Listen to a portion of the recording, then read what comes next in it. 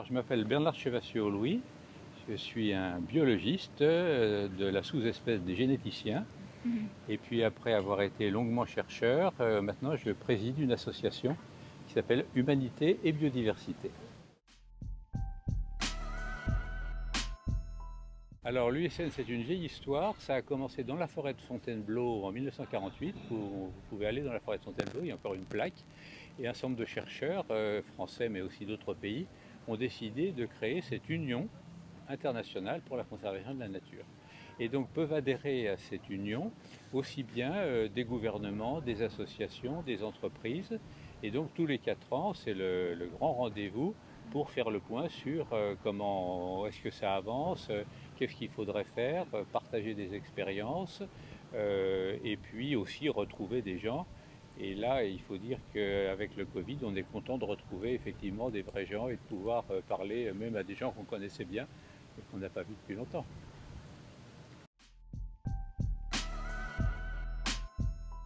Alors, ce qu'on fait pour l'UICN, le mécanisme, c'est qu'on propose, et on propose à tous les membres de voter ce qu'on appelle des motions. Alors une motion, c'est un texte du genre qu'il faudrait davantage réformer les taxations, par exemple, pour qu'elles ne découragent pas les gens qui œuvrent en faveur de la biodiversité. Pour prendre un exemple, vous savez qu'il y a des entreprises qui restaurent des rivières ou qui aménagent des milieux. Eh bien, quand elles travaillent, il y a une taxe sur leurs travaux. Eh bien, le fait de dire qu'il faudrait qu'il n'y ait pas de taxe sur les gens qui restaurent la biodiversité, ça fait partie des motions qu'il peut y avoir. Et donc ces motions, elles sont votées. Alors ça ne s'impose pas, mais disons qu'on les communique ensuite à tous les membres, tous les États membres de l'UICN, en disant voilà ce que l'UICN recommande pour les années à venir. Donc ça, c'est la partie, disons, officielle qui va commencer, qui a commencé, mais le gros morceau va commencer donc dans quelques jours. Puis ensuite, il y a toute la partie dans laquelle les petits débrouillards sont, et puis bien d'autres associations qui effectivement présentent ce qu'ils ont fait. Et donc là, c'est un peu une foire aux initiatives, c'est-à-dire qu'on se balade de l'un à l'autre, on découvre ce que les gens ont fait pour, disons, par exemple, des nouveaux jeux pour découvrir la biodiversité, des films, des actions. Et donc, c'est un peu une foire à idées. Et donc, on est tous à se promener pour effectivement trouver de nouvelles idées, discuter. Voilà, donc ça, c'est la partie, c'est comme dans un festival, il y a la partie off et la partie officielle. Et donc là, effectivement, on a plaisir à découvrir toutes ces initiatives.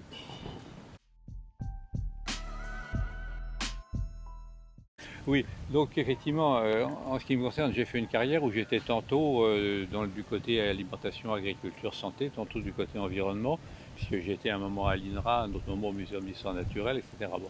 Donc effectivement, on pouvait se dire au début, c'est complètement deux planètes. La biodiversité, c'est dans les espaces protégés, et donc l'agriculture, c'est effectivement dans les champs, etc. Bon. Et puis peu à peu, on s'est rendu compte qu'on ne pouvait pas penser en termes d'espaces séparés, et que ce qui se faisait d'un côté avait des influences sur ce qui se fait de l'autre côté. C'est-à-dire qu'on sait par exemple que même dans un espace protégé, si on mesure les résidus de pesticides dans des oiseaux, eh bien on va en trouver alors qu'ils n'ont pas été mis dans cet espace. Et donc peu à peu cette idée de dire maintenant il faut gérer de manière beaucoup plus cohérente l'ensemble du territoire, et que si on veut protéger la biodiversité, ça ne suffit pas d'avoir 5, 10, 15, même 30% d'espaces protégés. Il faut vraiment s'attaquer à partout où les hommes travaillent, que ce soit pour produire des aliments, pour soigner les gens, pour se transporter, pour construire des maisons. Il faut leur dire, et la biodiversité dans tout ça, qu'est-ce que vous faites? Donc c'est là qu'effectivement il faut réussir à dire à des gens, par exemple des médecins, vous savez, quand vous prescrivez un antibiotique, eh bien, pensez qu'il va être utilisé et que les résidus vont partir dans l'eau. Et donc, faites attention au fait que ces résidus de médicaments, eh bien, ça peut avoir des effets. Vous avez entendu parler des effets sur les poissons de ce qu'on appelle les perturbateurs endocriniens. C'est un exemple typique de molécules qui, effectivement, dont on a découvert les effets parce qu'on s'est rendu compte que les poissons changeaient de sexe, ou en tout cas étaient à la fois mâles et femelles. Et donc, effectivement, à chaque fois, il faut dire aux gens, leur ouvrir un peu la fenêtre sur ce qui se passe dans l'environnement quand eux ne se rendent pas compte justement de ces effets.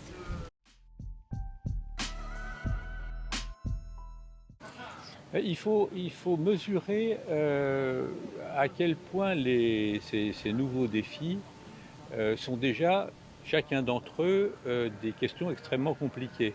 Donc les gens, par exemple, qui se préoccupent de l'eau pour faire que les gens aient de l'eau jusqu'à la fin du siècle, eh ben, ont déjà un problème compliqué.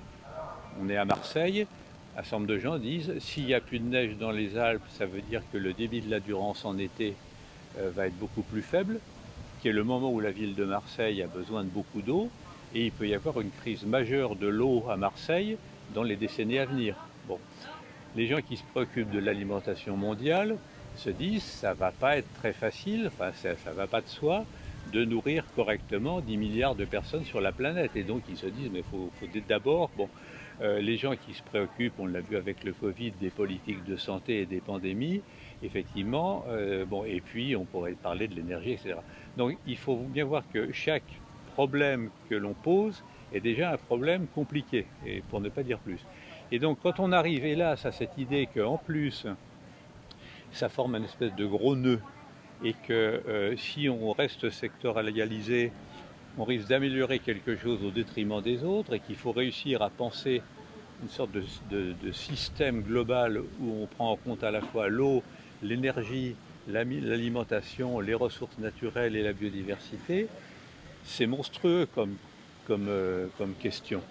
Parce que on a déjà du mal, vous voyez, chacun à traiter le problème. Et en plus, très souvent, c'est des questions globales, c'est-à-dire qu'il faut les poser non seulement au niveau local, mais au niveau, disons, de l'ensemble de la planète. Et donc, effectivement, il faut avancer dans cette direction, mais il faut aussi se dire, il ne suffit pas de le dire, quoi. Hein. Je prends un exemple de travailler entre disciplines scientifiques. Eh bien, on se rend compte que, par exemple, dans un même territoire, si on veut à la fois faire travailler des écologues et puis des sociologues, eh bien, il faut d'abord qu'ils apprennent à connaître les grilles d'analyse des uns et des autres. Et c'est pas si simple, parce que, en gros, ben, depuis la seconde, ils sont partis sur des itinéraires de formation différents. Hein, et donc, ils se redécouvrent en ayant des connaissances de l'autre qui remontent en gros au lycée, quoi. Bon. Et donc, effectivement, il faut avancer et il faut prendre le temps de découvrir comment chaque discipline voit le monde. Autrement dit, il faut bien voir que aucune discipline scientifique ne décrit vraiment la réalité. Chacun a un cadre d'analyse, que ce soit les physiciens, les biologistes, les sociologues, les ethnologues, les économistes, essayent de décrire une partie de la réalité. Et donc le fait de dire comment on va faire ensemble pour voir qu'est-ce que chacun peut apporter, c'est quand même un grand défi scientifique et qui n'est pas simple. Mais il faut y travailler. Et ça veut dire qu'en termes de formation des étudiants, par exemple, eh bien, le fait d'avoir des formations dans lesquelles on explique qu'est-ce que c'est que les méthodes de base de la sociologie, de l'ethnologie, de l'écologie, etc., eh bien, il faut y passer du temps. Et alors qu'effectivement, on considérait jusqu'à maintenant que chacun amenait sa compétence.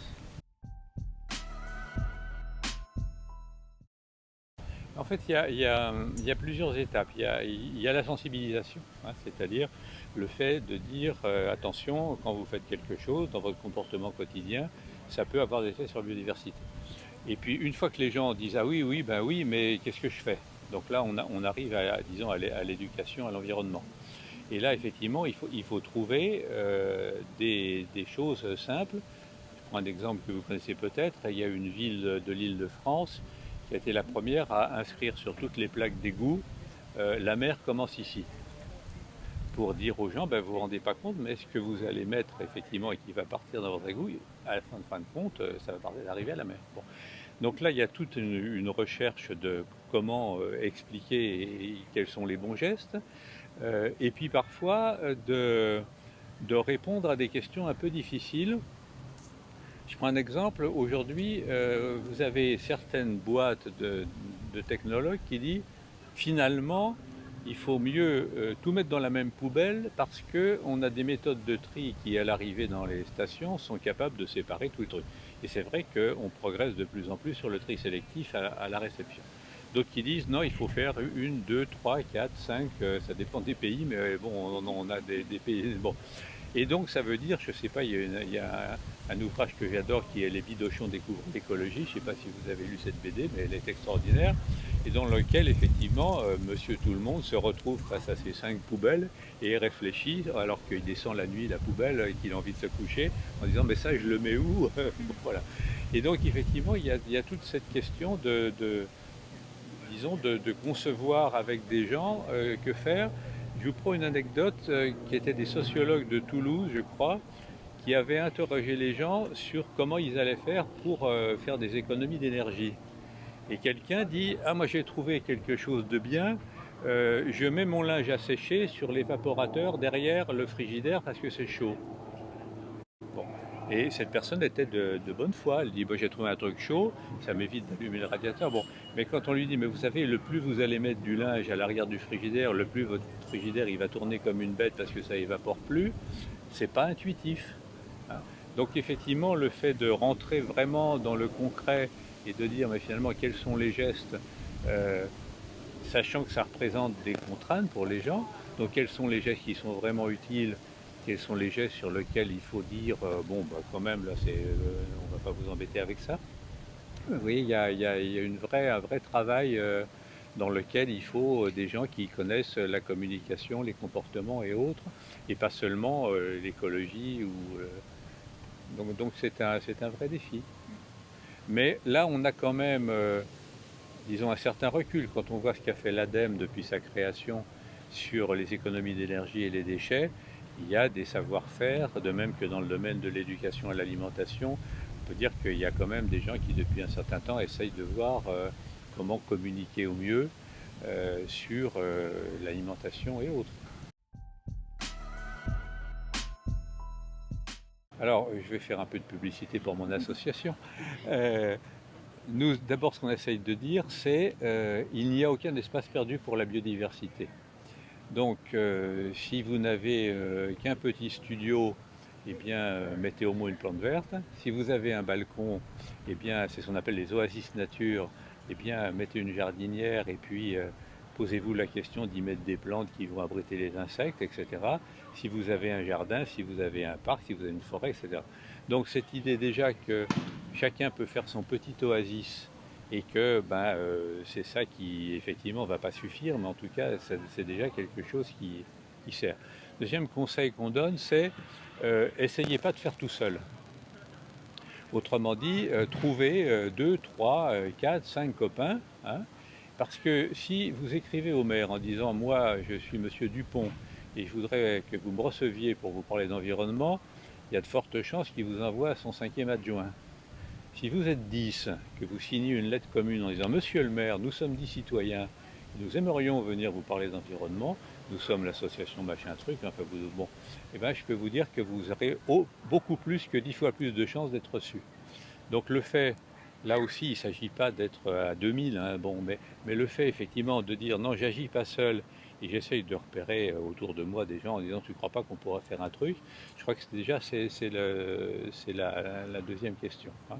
Et puis la troisième idée, c'est effectivement que le, enfin, de partager les expériences, c'est-à-dire de dire quand vous faites quelque chose, eh bien, trouvez un site, alors YouTube ou les petits débrouillards ou autres, dans lesquels vous dites j'ai essayé ça, et puis ça n'a pas marché. C'est-à-dire c'est pas uniquement j'ai essayé ça, ça a marché, mais qu'on crée peu à peu une espèce de... On construit un savoir-faire. Bon, je vous prends un exemple concret qui me concerne. J'adore cultiver des tomates, et avec un été pourri comme celui-là, ben, les tomates, elles chopent le mildiou, et même en agriculture biologique, on a le droit d'utiliser du sulfate de cuivre, ce qu'on appelle la bouillie bordelaise. Bon. Et puis, j'avais vu que on pouvait aussi faire ça avec du bicarbonate de soude et du savon de Marseille, du savon noir. Je dis, ben, je vais essayer. Bon. C'est épouvantable. Les tomates que j'ai traitées au bicarbonate, il n'y en a plus. Hein. Bon. Donc, effectivement, je dis aux gens, vous savez, j'ai testé le bicarbonate de soude, ça marche pas. Bon. Donc, effectivement, combiner comme ça, mettre en commun des expériences pour créer du savoir-faire collectif, et pas attendre qu'on leur dise ça y est, on a mis au point un truc génial, on va vous dire, etc. Je crois que c'est important aussi d'avoir quelques idées qu'on donne aux gens qui nous disent qu'est-ce que je peux faire.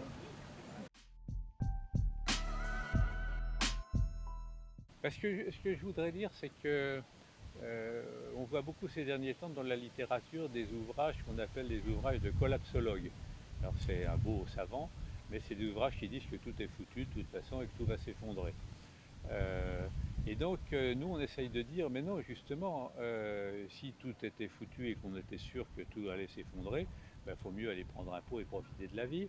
Et donc on dit, mais non, c'est pas foutu, mais la biodiversité est entre nos mains.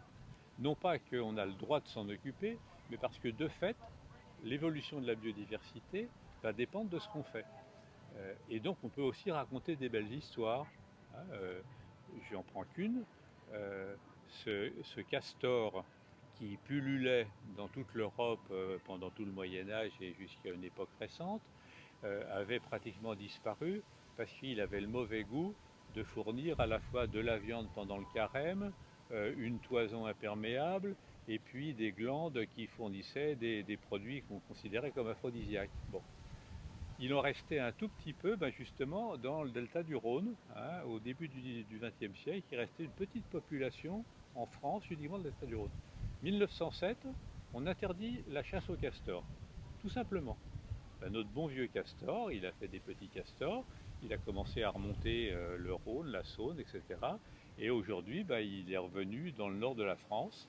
Et donc c'est un exemple effectivement de belle histoire, c'est-à-dire qu'il a suffi de dire, écoutez, et quand on voit aujourd'hui qu'il y a des gens qui veulent essayer de chasser de tuer des marmottes et d'ouvrir la chasse aux marmottes dans les Alpes, bon, c'est pas admissible. Que les gens qui crevaient la faim au XVIIIe siècle mangeaient aussi du castor, ça peut se comprendre. Aujourd'hui, me dites pas quand même que tuer une marmotte c'est nécessaire. C'est pas une espèce qui crée des problèmes. C'est pas une espèce qui a un goût extraordinaire. Et puis bon, si on a envie de manger, on va au McDo. Si on, bon. Mais bon. Donc voilà, on essaye aussi de raconter des histoires comme ça en disant mais attention, il y a des choses quand même qui avaient pour tout le débat sur les chasses traditionnelles. Effectivement, les chasses traditionnelles, quand les gens crevaient de faim dans les campagnes, savoir braconner, ça faisait partie des savoir-faire nécessaires. Aujourd'hui, effectivement, est-ce qu'on a besoin de manger des ortolans, des rouges-gorges ou que sais-je quoi. Bon. Voilà, donc effectivement, on peut, mais il faut s'en occuper.